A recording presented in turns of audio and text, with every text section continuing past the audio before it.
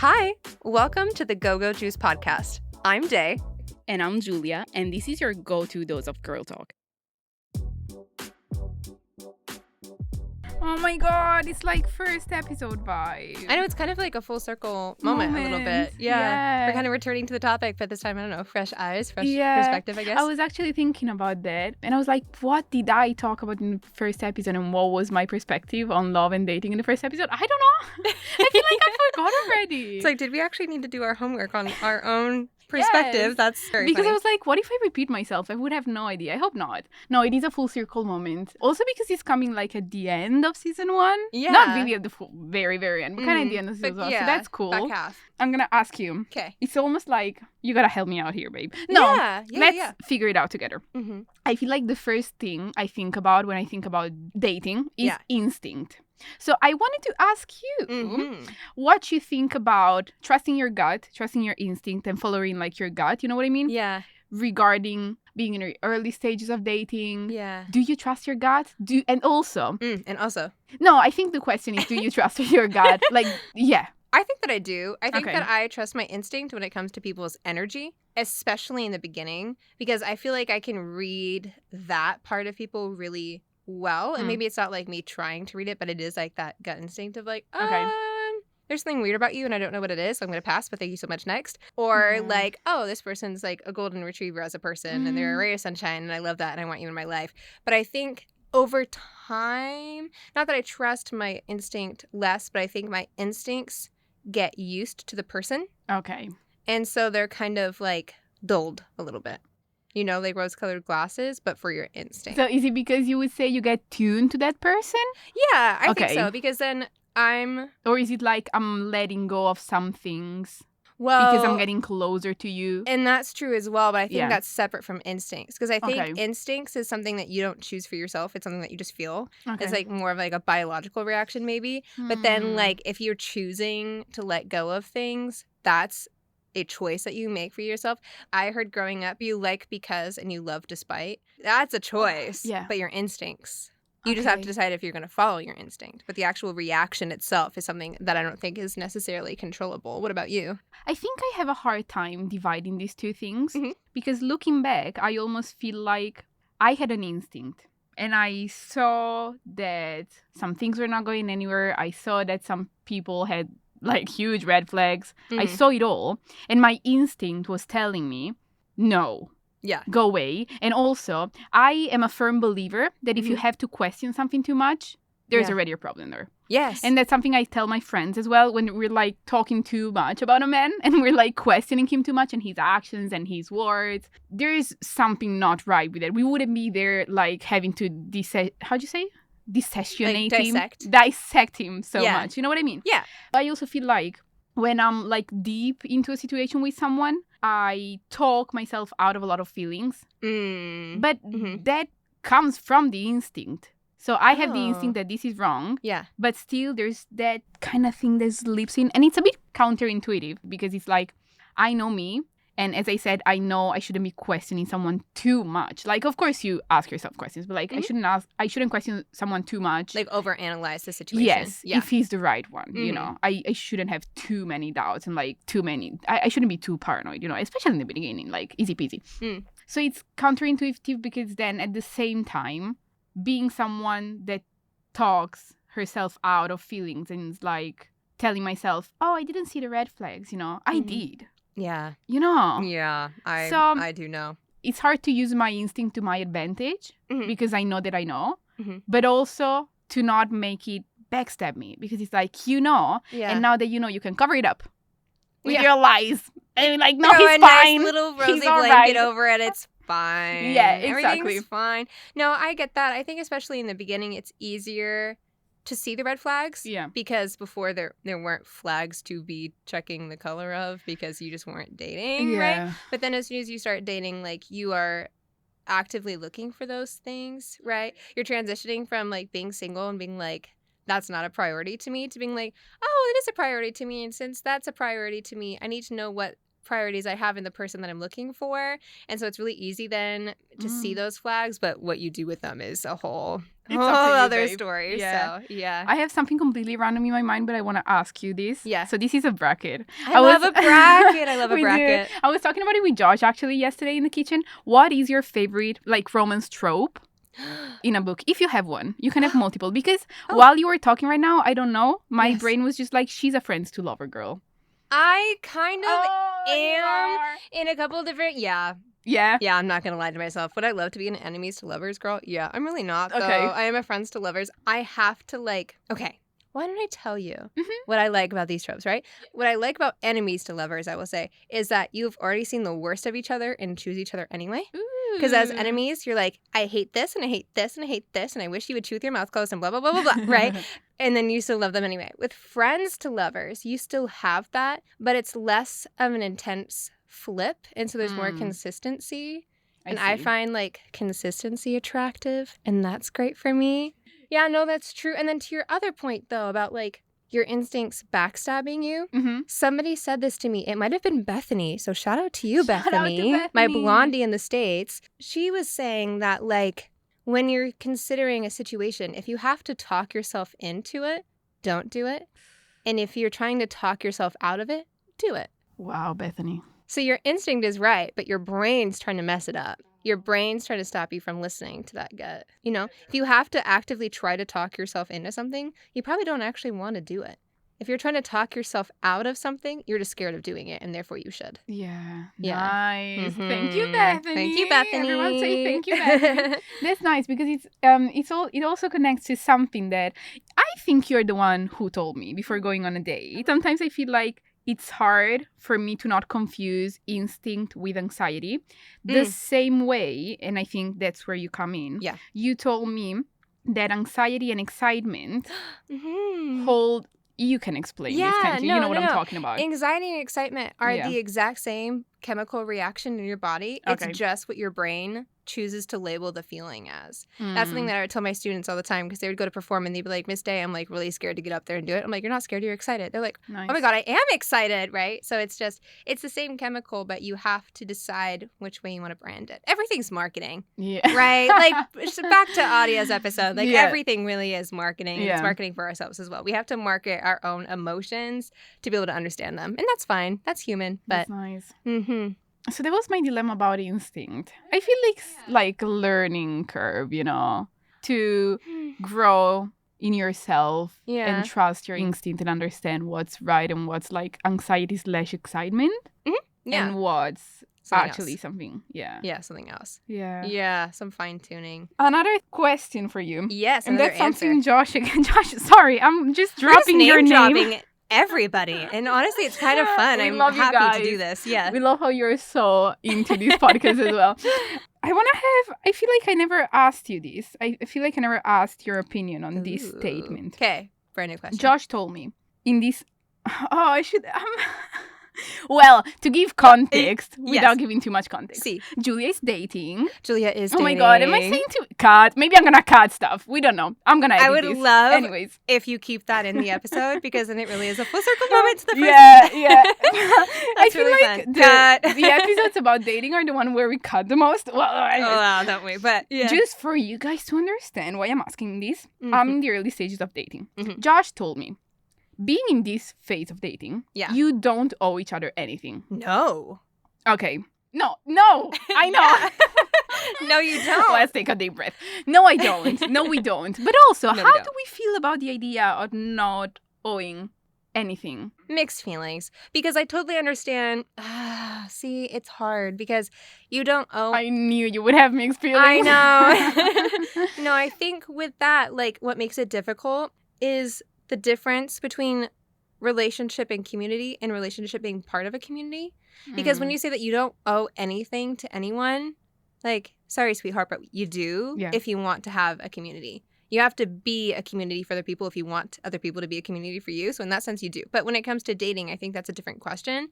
Because when you just start seeing someone, you have to protect yourself and have fun. Yeah.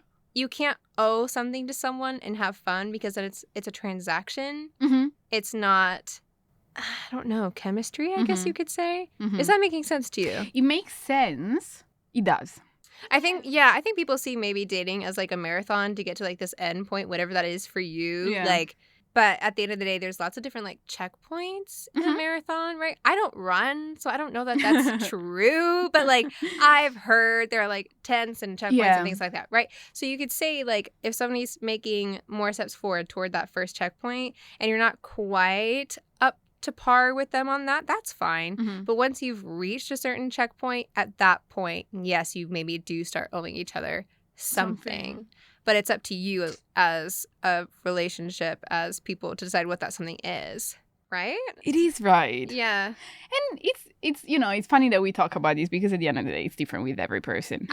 Let's talk more about red flags. Okay. Red flags that are actually maybe green flags. Okay. I have one. Okay, I'm scared. Red flags that are actually green flags. Is there such a thing I as think that? so. Okay. I would say like, okay, I hear Try all the me. time people will talk about how upset they are that somebody they'll text them and they don't hear back immediately or within like, Yes. I think that's actually a green flag if you're not immediately hearing back from this person all the time. Yeah. Especially in the early phases of dating because like, again, you don't owe each other at that point. And also that signals that other person has a full complex life and they're adding you to that life rather than making you the center of it.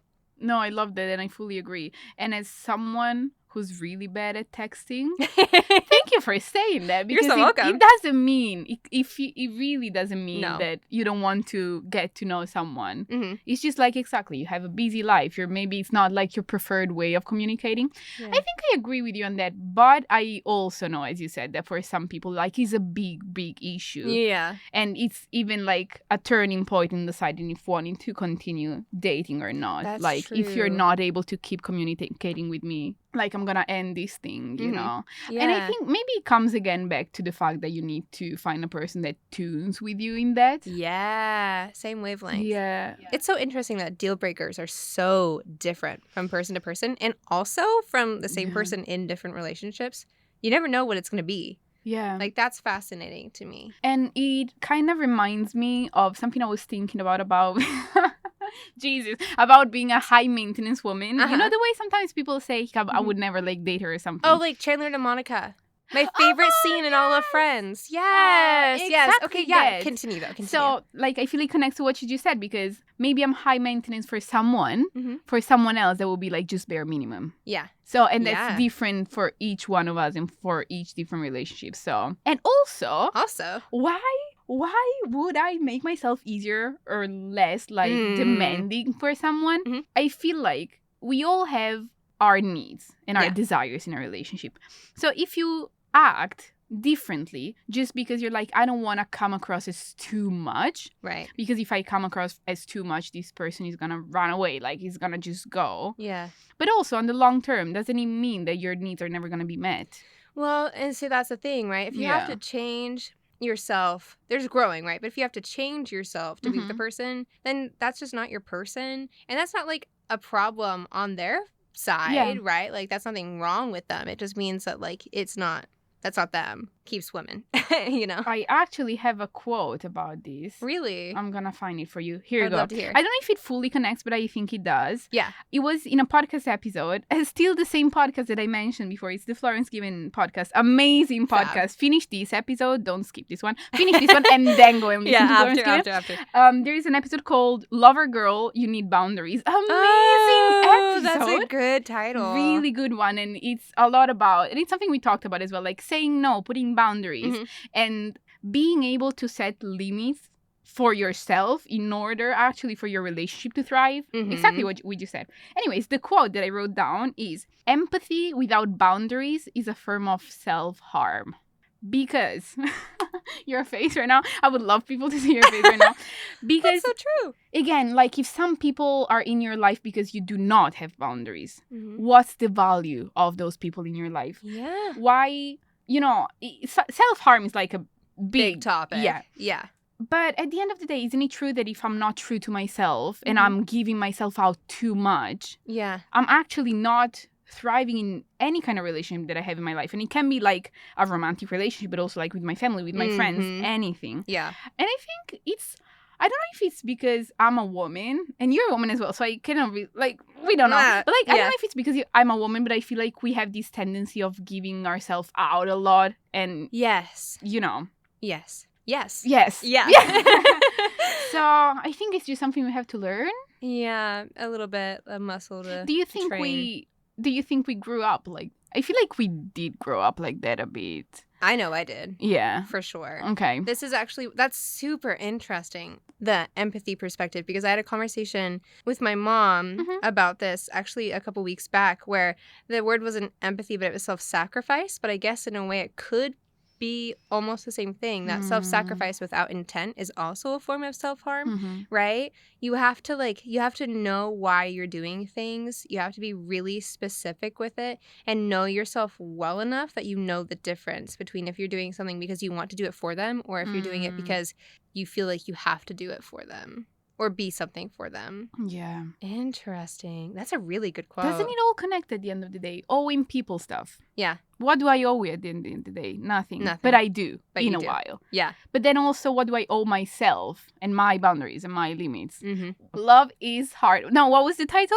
Love is complicated. And so are we. Love is complicated, guys. Part 2. Complicated. Yeah.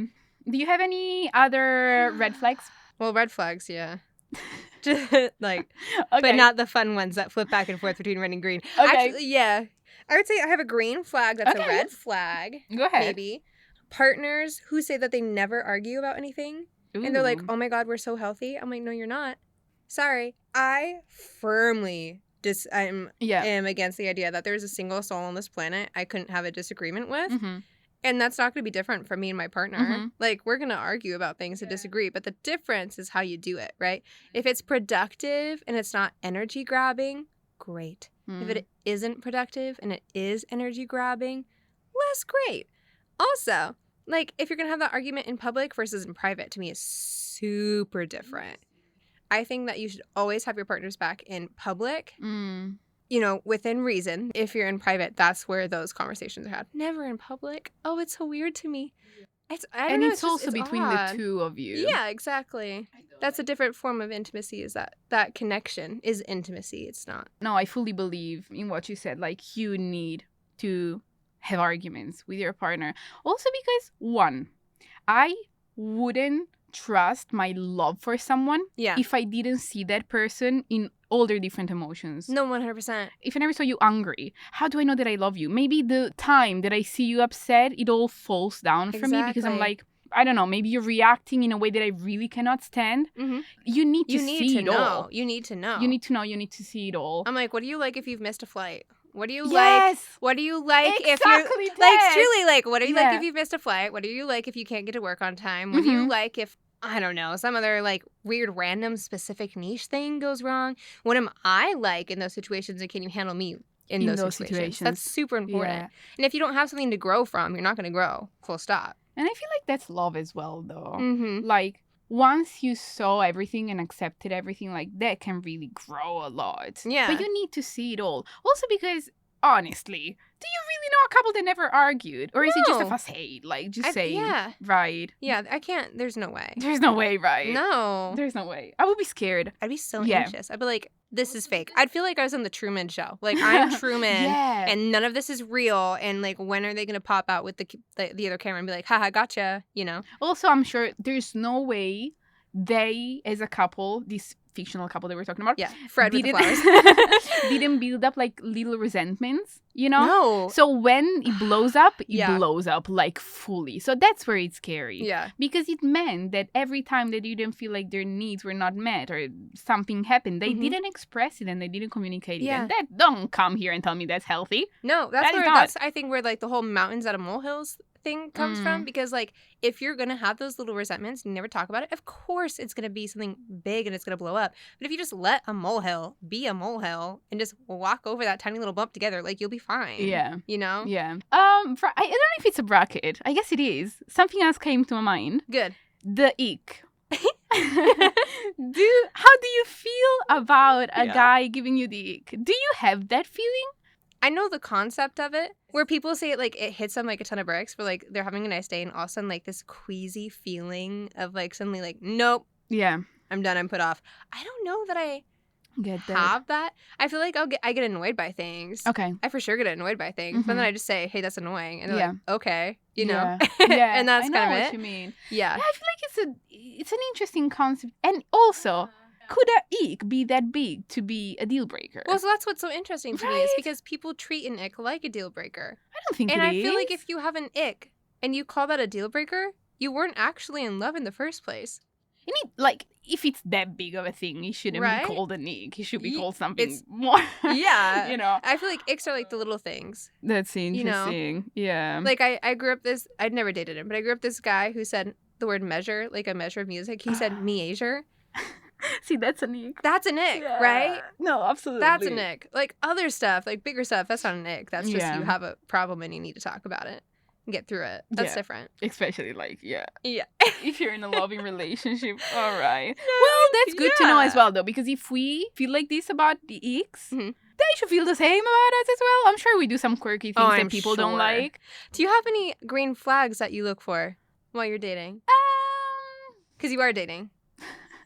To reiterate it. Just to keep saying. Green flags that I look for. Yeah. What do you look for in a partner? It's so different for everybody, so I get so excited. And also, we're from different places, and I don't know if that will have an effect, but it could. So I'm curious. Like, what are Giulia's green flags? So I'm thinking about a green flag that then turned into a red flag really quickly in my brain. So we're going to navigate it together. Okay. Green flag, showing up. Define showing up. Showing up in the sense that you kind of gotta be the one asking me out, texting me first. They're the ones making the move. Yes. Okay. Thank you. Yeah, you're so welcome. Thank you. In different ways, like when I see you in person, when I text you, especially when I'm with you in person, do not expect me to hold your hand. Right. You gotta do it. And for me, it's a green flag to not be scared of doing the move if you feel like you want to do the move. And that's, again, kind of strange because, like, I should be referring to myself the same way. Like, if I feel like doing the move, I should not be scared of. But I have trust issues, so it's okay. Anyway, so for me and for the way I feel and my experiences, I really like when the guy does the first move. I do too.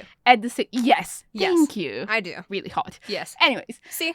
Also, in my brain really quickly switched this to a red flag because, yes, do the first move, but chill. Like, when the first moves becomes you, like, speeding it up a bit too much, that's a red flag for me. Because I'm like, if this thing is going somewhere, we do not need to rush this, babe. Yeah, gate 1 doesn't immediately open gate 20. Exactly. Thank you so much. Exactly. Yeah. So I think there's a really thin line between I need you to initiate it and maybe pushing it a bit too far, even in something that you say, like creating an intimacy that I don't think we have yet.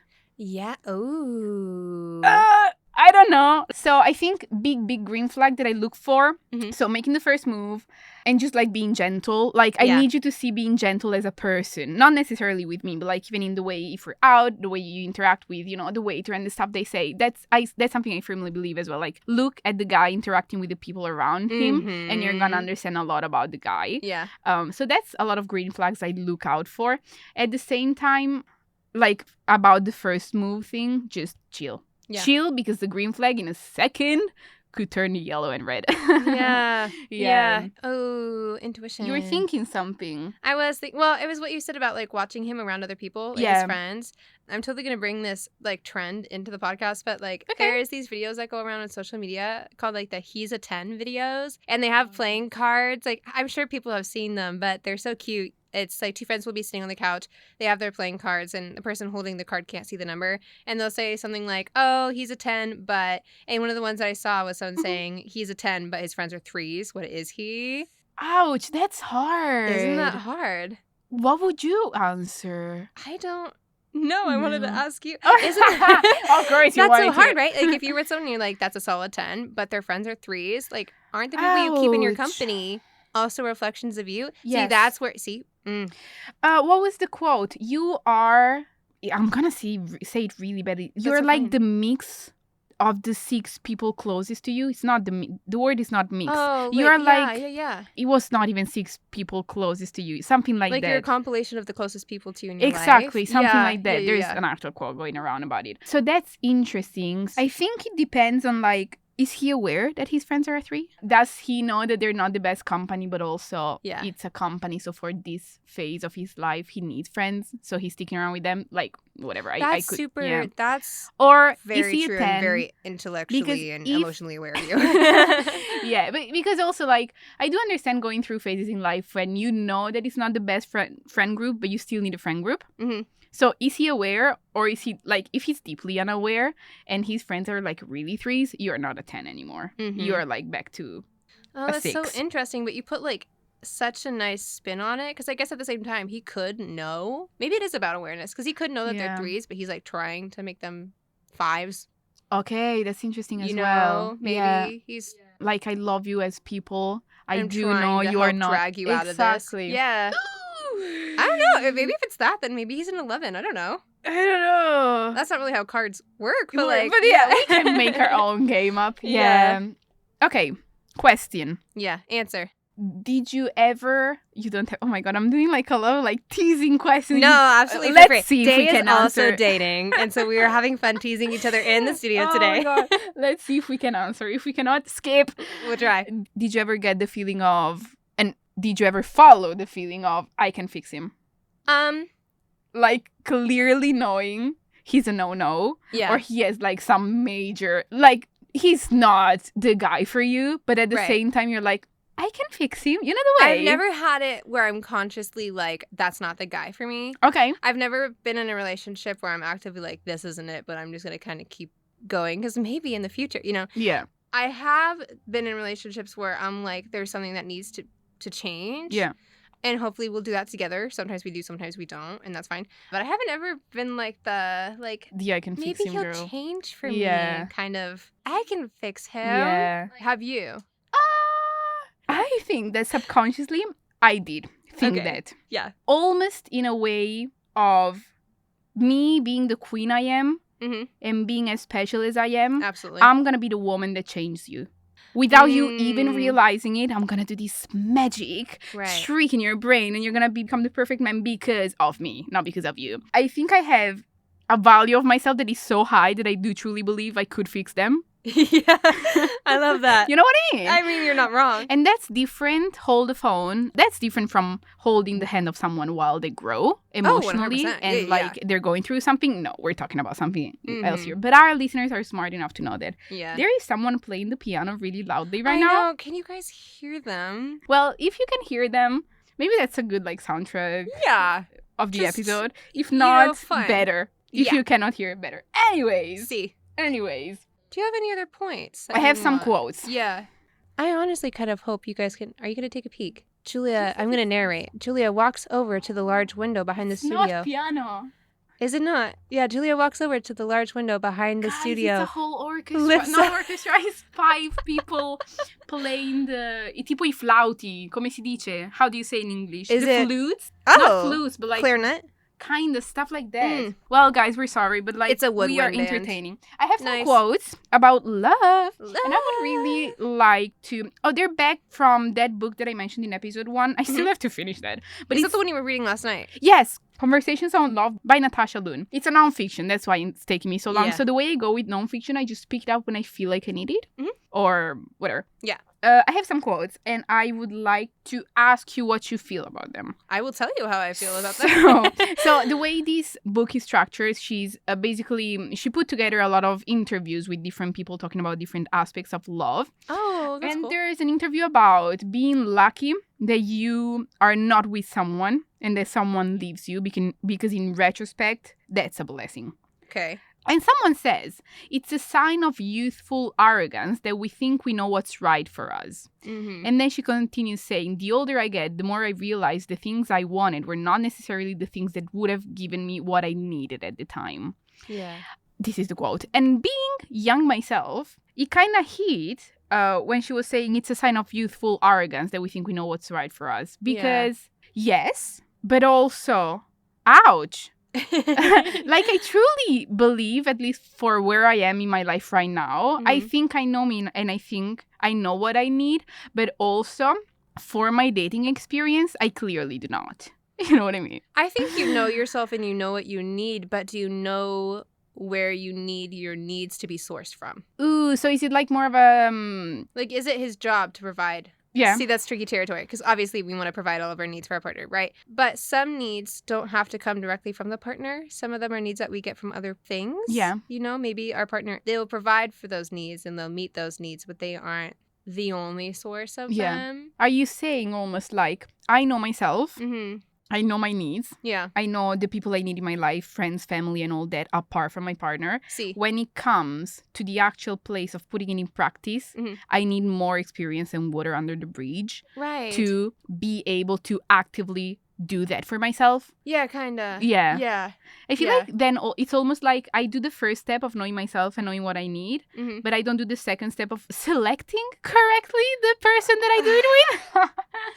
It's a selection process. It's so hard. But I mean, at the end of the day, like, just keep picking, I guess. Like, honestly. Yeah. Second quote for you. Yeah. While many of my relationships didn't have the shape that I would have chosen, they were the shape that made sense for the connection I had with that person. Do you understand this quote? They is confused. I do, but I think my brain's almost like processing. It's almost like, okay, example. I want something meaningful. Yeah. That person wants something casual. So the shape of that relationship is something that I wouldn't pick for myself. Yeah. But it's the shape that makes sense with that person because he wouldn't be able to give me anything else. So okay, so it's more like accepting the person than accepting what the person offers you. Yes. Kind of. Yeah. Yeah. And like to acknowledge that, that's not the shape of the relationship I would have chosen. But also, that's what you can give me. Like, I cannot force the shape that I want to you. Yeah. If that's not what you can give me. No, that's super fair. That's very fair. I've always been the person who's like, I will never do a long distance relationship. I'm about to, because of the person. That's interesting. It is interesting. I think it depends on the person. Like, I wouldn't have done a true, like, my last boyfriend before this one, we had 3 months of it. You could call it a long distance. He's like an hour away. That's not long distance, But this is going to be continents, that's different. I normally would never do that. With this person, I will. Yeah. With the last person, I absolutely would not have done that. Do you have something more? I only have one more thing. You have one more thing? I do have one more thing. Oh, please. I think it'd be fun to end the episode by talking about firsts. So I would love to know if you have any funny first date stories or things that happen. I was thinking about this for myself, and my Uncle Rob set me up on a date with one of his coworkers. He did. I've never been set up. How is that? Do you just show up with a total stranger? Yeah. And you never even texted them? No. Okay, the person set everything up for you. Yeah, he place set up everything, and time. Okay. all of it. Interesting. So he was so funny. I'm not going to say the guy's name, but my uncle was like, yeah, there's this guy that works here. They do pharmaceutical work with vaccines and things like that in Seattle. And he was like, he's the coolest guy. I really think you'd like him. Why don't I just set you up on a date? And I kept saying no. And I was like, no, that's really you're so nice. But I do not need my uncle setting up dates for me. Thank you.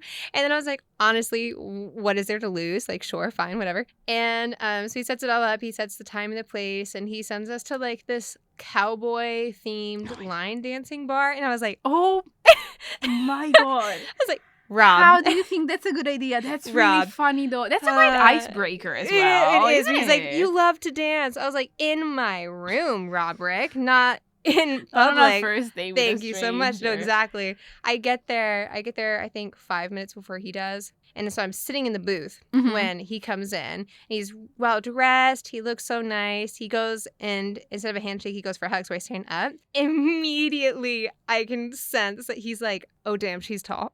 I was an inch taller than him. And he was he brought it up, I think, twice that night. Where he was like, you're really tall. And I'm like, yeah. I am. Yeah, that's so fine. It was so funny. We did not go on another date. We did text for a month or so, just kind of as friends. How's work going? Yada, yada, whatever. But it was just so funny because then he, as co-workers with my uncle, they would talk about the date the day after. So they're debriefing in the lab. And my uncle's like, so are you going to call her back? And he's like, give me the right answer because there's a promotion. Silly teasing. And he's like, I think she's great. Maybe we'll go out again. she's really tall. It was so, I think it's so funny to me. Yeah, a whole thing to him. A cowboy line dancing bar for a first date. It's cool, that's really cool, but also no, that's crazy. It's also kind of crazy. No, that's crazy. It was really how bold of him to set up. That's my uncle for you. Yeah, that's cool. Love him to pieces. But what's one of your firsts? Well, you kind of know this. What was the question? Like something funny happened? Yeah, just like a funny story from a first funny date. Story. Well, that's not a funny story. Okay, it could be funny. You never know until okay. I'm gonna say a story about a first date and then a funny thing that I think. Okay, fab. Gorge. I can do whatever I want. I'm the co-host of this podcast. Yes, you are. So, funny thing that happened on a first date. Met him on Hinge. Shout out to Hinge. Shout out again. To Hinge. Catfish. Oh my gosh. Totally not the guy that I was texting. Oh no. Really sweet. Yeah. Boy, really cute. Yes, that happened. Check. A really funny thing that I experienced on my latest first date was a beer down, like how'd you say, a beer in? Yeah. You're a bit more loose. The conversation is a bit more loose. It was an extremely funny moment, like for me, not like laugh out loud, but like in my brain, I was like, Jesus, hell. So we are both really loose. The conversation is going really well. And we get to a point where it's almost like I know this person, you know, the feeling of like, I know you since before. And like, really, you're more familiar with them. You get really familiar. Well, that's really good for a first date. Yes. Yeah. No, exactly the point. Really good. And then there was a second when both of us, like, we make eye contact and it's almost like we both remember that it was the first date and it's like, dude, you're a stranger, and back to like shyness and like not shyness, but and then we were back again. But it was so funny because we were on a roll, and it was almost like, oh my god, I know you since forever, and I can be like just funny and just like odd and whatever, I can be myself. Yeah. And then for a second we were like, oh my god, I actually don't know you. And that was super funny because it was like, oh my god, this is so odd. I'm just sitting in a bar with a total stranger at the end of the day. So that was funny. That's really funny. It's like that Olivia Rodrigo song, like Love is Embarrassing. It's like, why does it have to be so embarrassing? I know. It'd be so much easier if it wasn't. Oh, that is kind of funny. Yes. I love that everybody has like their stories. You know? Do you have another one? I don't have big stories. I have one other that I think is maybe not super funny. Bless us. Hopefully it's like a little. I swear somebody else has to have done this. I think it's super funny. But like it was my first time going on a date with somebody online. Okay. And so I was like, I was scared that they were going to be a catfish. And this was going to be some crazy situation. I know. Right? So I was like, okay, we'll meet at a cafe. Mm-hmm. But I was so nervous about it. I paid my sister to go with me. So, girl, you paid her. I paid her. I was like, we get to the cafe, we get there early, and I pay for like her meal and her drink and everything. And she sits like across the cafe, so on another table, just to check so she could just watch the date. And so I get there, and he comes in, and we have the whole date. And he was super nice. He was another photographer, so it was something we could talk about and bond over. That was really fun. Again, didn't go on another date, but it was just so funny to me. And then as he's leaving, he pauses by the door, which is where she's seated. And me and my sister do look actually kind of a lot alike. And I was like, oh, we've been found out. And then he turns around and comes back. He left something at the table. And I was like, oh my gosh, good. He leaves. Allison comes over, and we're just absolutely cracking up about it. Like, the baristas are laughing. They knew the whole time. Like, that was pretty funny. I thought when you said that, the deal was like, check on me. Mm-hmm. Check that he's the right guy and then leave. No, she was just there for the whole day. Oh my god! Whole thing. So in the whole car ride home, right? Oh, she's like, I like that he pulled out your chair for you, but he could have done this and this better. And like, so what funny. A queen! What a queen! Oh, that's lovely. See, dating is also funny at the end of the day. Yeah, right? You gotta be able to laugh. Yeah. Otherwise, you're really gonna have a hard time. It's rough out there, so if you can laugh a little bit better. Yeah. No, we're young and free. We say that around the house. We're like, we're young and we're free and we're hot. Let's try to remember that. We gotta remember the next week. Yeah. Yeah. Oh, we have. Should we say each one of us? Yes. Mentioning Josh again. Yes. has a little ritual with Josh every day. Oh my gosh, yes. Like trying to remind us that we're young and free and hot. Yeah. What do you have with Josh? Josh and I have been doing this, I think, since January, but we're supposed to we're supposed to remind each other daily that we are both very, very hot, attractive, gorgeous individuals. And it's very fun. You like are. Randomly, I'll walk into the kitchen, I'll be like, Josh, you are a stunning specimen. You are gorgeous. Inside and out. I love everything about you. Fab. Thank you for being alive, right? And then he'll do the same for me. And it's just it's so sweet to like wake up to a text. It's like, hi, just your daily reminder that you're gorgeous. So hot. You're so hot. I love it. It's really nice. You guys got to get rituals with your friends. Like, yes. Life is sparklier. But what's yours with Josh? Exposing me again. That's so fine. A lot on this podcast. So Josh and I, it's actually more unilateral. Sometimes he needs me to say it back, but not every day. Okay. And it's been just I think it's been a week. So it's like pretty new. Yeah. So we hold hands. Uh-huh. We do. Setting the scene. Oh, that's so cute. We make eye contact, strong eye contact. Oh, I've seen you do this. Yes. You guys are like because it's really important. Yeah. Corneas are connected. He looks me in the eyes and he says, Giulia, he's just a man. And that's it. That's really helpful. So with this, you can do it with your friends, guys, if you feel like it. Or just pick something that you need to be reminded of. Right. I feel like it's really helpful. And that's really funny as well. That is really funny as well. To even, especially if you don't live together, maybe like, as you said, they just receiving the random message during the day to be like, you're so hot. I'm like, cool. I'm like, oh my gosh, yes I am. Thank you. Yeah. So that's nice. Highly recommended to do with your friends. Yeah, really good. Yeah. Doctor's orders. On Life and Love, this was the Go-Go Juice Podcast.